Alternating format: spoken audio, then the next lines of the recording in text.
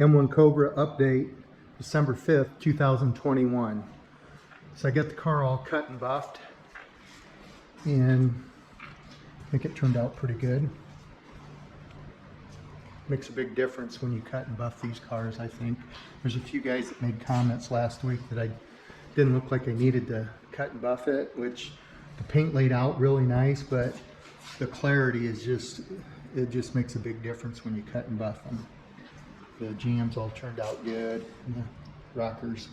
Put my seal plate in just temporarily, just to see how this would look, this GR design badge. I'm happy with that. Got my side marker lights in.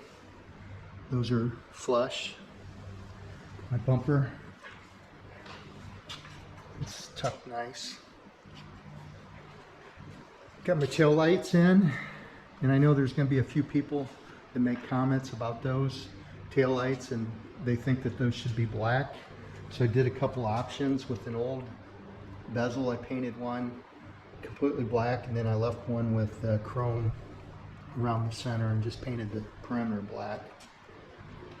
Everybody that's seen the car so far in person liked the chrome as well as I do, so I think that's what I'm going to stick with. I put my exhaust tips in just to see how those would look. Got my M-1 COBRA badge on the gas fill door that Danny Tipman made for me. This door opens up, and then that's where my fuel fill will be. I have to finish that out yet.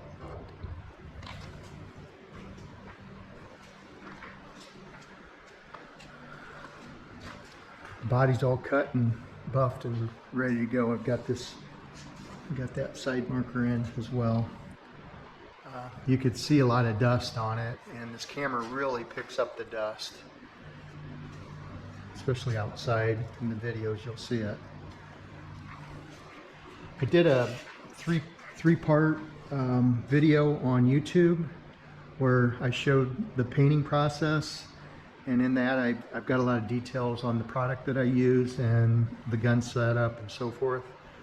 I did another video for when I was sanding it, clear sanding it, cutting it, and how I do it, and some tips and tricks on that, and then buffing it. So that three-part video is on YouTube now if you're interested. I hope those videos can be helpful to the guys that want to learn this process or learn how to do this stuff. Put a battery in, just temporary, to see how that light would look. I think it turned out great. I think that looks really good. You can see it. It's nice and bright LED. And what I really like about it is when it's off, it kind of blends in with the car. That red, dark red does. So yesterday, Jerry Brown and I was able to pull this car out, and it was nice and sunny yesterday late afternoon, and so I got a lot of good video of it, and I'm going to show that next. So next week I'll start on the wiring harness and some of the interior parts, and I'll keep you updated. Until then, hope you have a great week, and thanks for watching.